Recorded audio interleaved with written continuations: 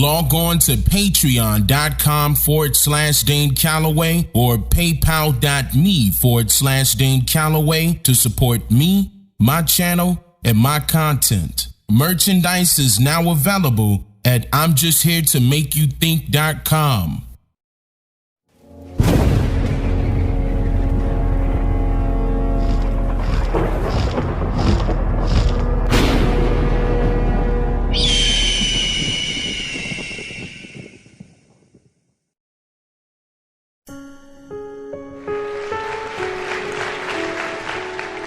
I mean, it's really important for us to remember our history.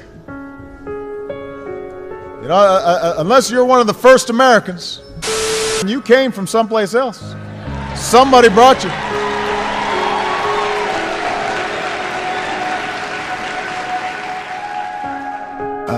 That probably is me, absolutely. Because I tell you what, if you look at some of the reservations that you've approved, you, sir, in your great wisdom have approved, I will tell you right now, they don't look like Indians to me, and they don't look like the Indians. Now, maybe we say politically correct or not politically correct. They don't look like Indians to me, and they don't look like Indians to Indians, and a lot of people are laughing at it, and you're telling how tough it is, how rough it is to get approved.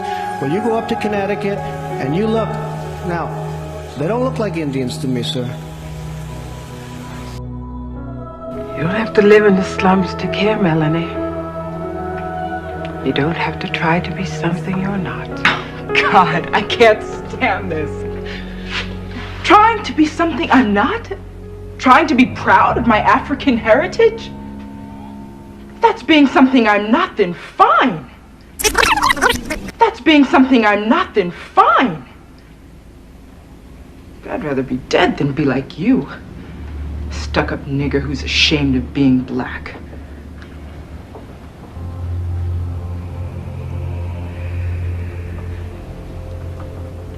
My grandmother was a full-blooded Iroquois. Was a full-blooded Iroquois. Was a full-blooded Iroquois. Was a full-blooded Iroquois. Was a full-blooded Iroquois. I know all of that, Mama. They don't know this. I am alive because of the blood of a people who never scraped or begged or apologized for what they were. They asked only one thing of this world: to be allowed to be. And I learned through the blood of these people that black isn't beautiful. It isn't ugly. It isn't kinky hair. It isn't straight hair. Black is just black.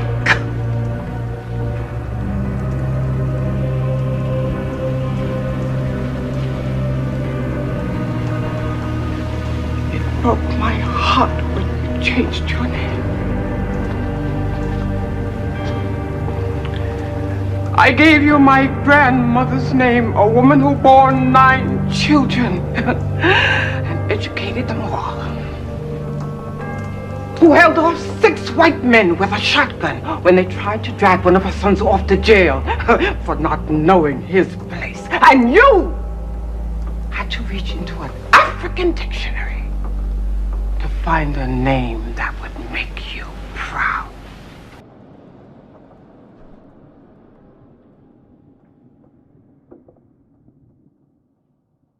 Okay, everyone.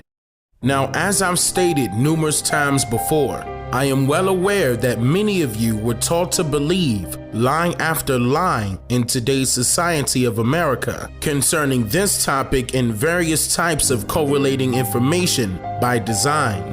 But I would like for you to note that the actual quality of your life is based on the quality of the questions you ask. The so-called African Americans of today's society are yet still struggling to come to grips with their true identities, cultures, heritage, and especially their actual history. simply because of how they were taught to believe in a fictitious story that claimed that all people of color in America are somehow descendants of Africans. The problem with this story is that there is no verifiable evidence of it actually being truthful information. I'll get into why here shortly. And yet, there are many so-called blacks or so-called African Americans that are willing to go to their graves with a very strong belief in this falsified information. See, this is why I single-handedly write, edit, and produce my content for viewers like yourself, in hopes that you would take the initiative to literally note all of the information that I present throughout my content, so that you may be inspired to conduct your own research using those same key factors manifested within my works. Now, with all of that being said, let's go back in time a little to where this fictitious propaganda was cultivated and implemented into our mindsets as a fact of one-sided historic information. Melville Jean HERSKOVITS was born on September 10, 1895, in Bellefontaine, Ohio, to two Jewish immigrant parents who immigrated from parts of Europe to North America during the mid-1800s. His mother, Henrietta Hart, was an immigrant from Germany, and his father, Herman HERSKOVITS, was an immigrant from Hungary. Before becoming a teenager, the family moved to El Paso, Texas in 1905. Then, soon after his mother abruptly passed away from a mysterious illness, Melville and his father moved to Erie, Pennsylvania, where Melville later graduated from Erie Senior High School in 1912. Melville began his college studies at the University of Cincinnati, while simultaneously taking rabbinical studies at the Hebrew Union College, Cincinnati campus, as traditionally suggested by his family, being as though the college is a Jewish institution of religion. When the United States involved themselves in the conflict known as World War I on July 28, 1914, history loves to state that Melville allegedly quelled his studies to enlist in the, quote, Army's Medical Corps and headed off to Europe.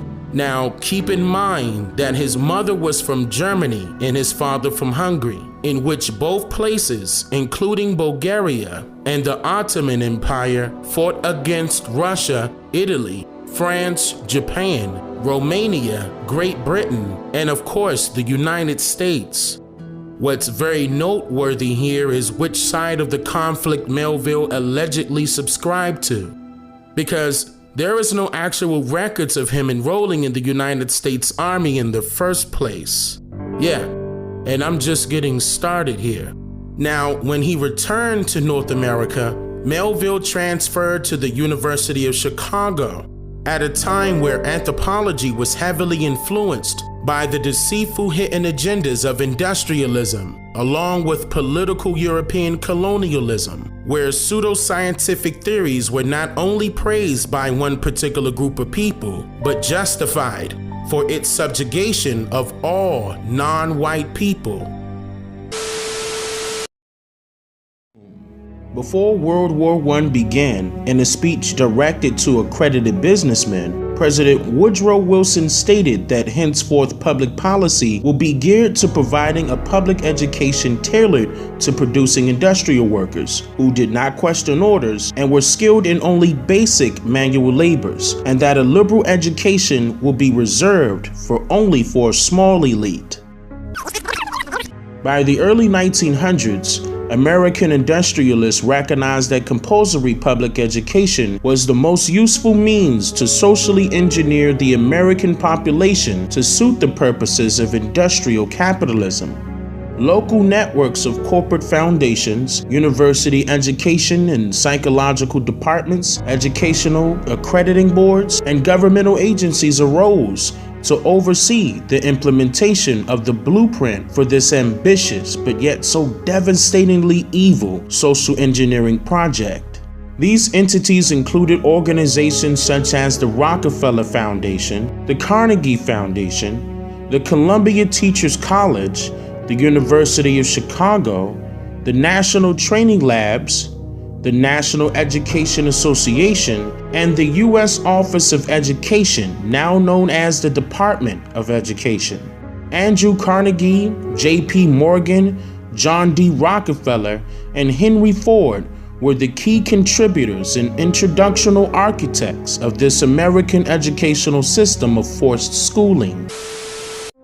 According to Lee D. Baker, an author and a cultural anthropologist out of Duke University, he admitted that the 19th century physical anthropologists drew specious correlations between anatomical features and supposed behavioral traits of the various races.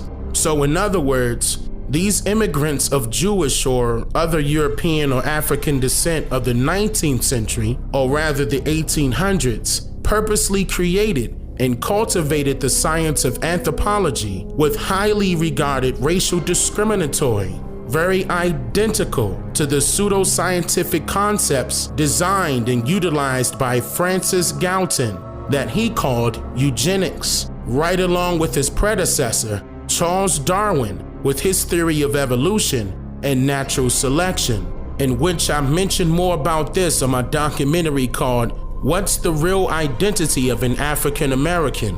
I highly recommend that you watch that video as well. Now, getting back to Melville, he abruptly halted his studies at the Hebrew Union College and then moved on to complete his graduate studies at Columbia University. What's very important to note here is while working on his master's and PhD, Melville found himself under the guidance of his professor named Franz Boas, a German immigrant from Minden, Germany, who migrated to North America during the year of 1887. Franz Yuri Boas was considered to be the sole author of American anthropology. In fact, he was dubbed as the grandfather of American anthropology by his self-proclaimed significant students, with Melville being one of them. As a professor of anthropology at Columbia University beginning in 1899, Franz heavily influenced many prominent people that we know of today, all the way up until his death on December 21st, 1942, and some of whom shares the same hue of complexion as you and I. Franz had his own hidden agenda, but history loves to paint the picture as if it was done for the better good, when in fact it was designed to upkeep the continuation of manipulative indoctrination. For example, Franz promoted an idea that Negroes residing in America are all somehow descendants of Africans in Africa, based solely on the fact that we all share the same hue of complexion, and that's it, meaning that's all of the evidence he had. Now keep in mind that this was the first time ever in history where people overheard rumors that Negroes are somehow Africans now. Then the Harvard-taught sociologist and one of the co-founders of the NAACP and the first so-called person of color to even earn a doctorate at this time, named W.E.B. Du Bois, took this fictitious idea to new heights, being as though he was considered to be a person of color, providing another side of social engineering influence amongst people that shared his same hue of complexion. In fact, Franz Boas influenced W.E.B. Du Bois in his teachings, even while being a professor of sociology, economics, and history at Atlanta University. Franz taught and told Melville HERSKOVITS, along with his other students, and even W.E.B. Du Bois, what to do and what not to do by sending private letters back and forth throughout the years of the early 1900s. Then soon after his fictitious idea transitioned into a plan, it was later implemented into U.S. history books systematically. But of course, Franz had assistants, and the majority of this assistance is credited to Melville, being as though he began to create the anthropometric studies of the so-called African Americans, while simultaneously releasing science fictional and general fictional books, like for example, The Cattle Complex in East Africa in 1926.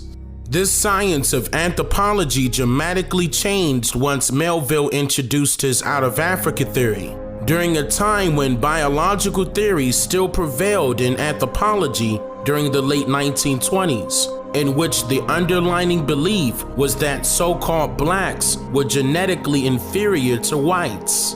Now, in order to draw all of the credit and attention to his own work for possible federal funding, Melville mysteriously but yet purposely had a falling out with W.E.B. Du Bois and began to state that Du Bois's work is inaccurate and filled with propaganda, sabotaging Du Bois's, quote, Encyclopedia Africana project by burning its credibility straight to the ground. Soon after that, Melville gained higher political power, then quickly received funding from wealthy private foundations and multiple federal government agencies, like the National Research Council, for example, which was established by special request from President Woodrow Wilson in 1916. What's very important to note here is Du Bois's reputation was purposely attacked by the same people that established it in the first place. In other words, Du Bois pledged himself under a form of order by a particular prominent group of wealthy Jews to help assist with manipulating the minds of those he could reach. And as soon as that goal was met, Du Bois's entire operation was shut down. And even Du Bois himself tried his very best to bring multiple prominent people of color down along with him. Side note, you would consistently see Du Bois and Booker T. Washington side by side for a very particular reason. And by the way, it is not a coincidence that soon after these so-called black men visited each and every prosperous Black Wall Street across America, these areas dubbed as Negro or Black Wall Streets were immediately destroyed in more ways than just one. Now, around this time, Melville was single-handedly emerging as an iconic figure in America. But the so-called funding that he received that I mentioned earlier was not to help him with researching and discovering publicly verifiable evidence as the story loves to claim. No, the funding was yet an advancement of his salary, set up for him to be paid to create and produce a story that millions of people were unfamiliar with. What I mean by that is, Melville is solely responsible for expanding the lines of storytelling, in which in turn it was later considered to be American history, by completely reversing the records of historic information by creating a fictional story about African slaves immigrating to the Americas by way of the Spaniards during the 1500s. This story is known as the Middle Passage. However, prior to Melville's fictional story, no information existed in history that clearly mentioned that the so-called Negroes of the American lands literally came from Africa. It was said that Melville allegedly took a trip to somewhere in Africa, meaning that there is absolutely no record of this, just a story, gathered up a few artifacts from there, observed a few tribes and a few cultures, and dubbed it as Africanism, then traveled back to the US, wrote a book called The Myth of the Negro Past, and published it in 1942 in the fictional section, where he claimed that the people of color in America somehow lost connection with their cultural past during the Middle Passage from Africa to the Americas. So the question remains, why was Melville instructed and paid to create such a fictional story that was later dubbed as facts? Then, why would people that did not originate from this land but fought and died to immigrate to it and colonize it try to dominate your thinking by indoctrinating your mind into believing that you belong to somewhere other than your own home? And if you choose to believe it, you just may lose yourself and everything you own. Now, why is it important to tell you where your ancestors derived from? Because the truth lies in the knowledge of what this land really holds. and your children are the sole inheritors. But if you freely leave what is rightfully yours, then who becomes the beneficiary? I'm just here to make you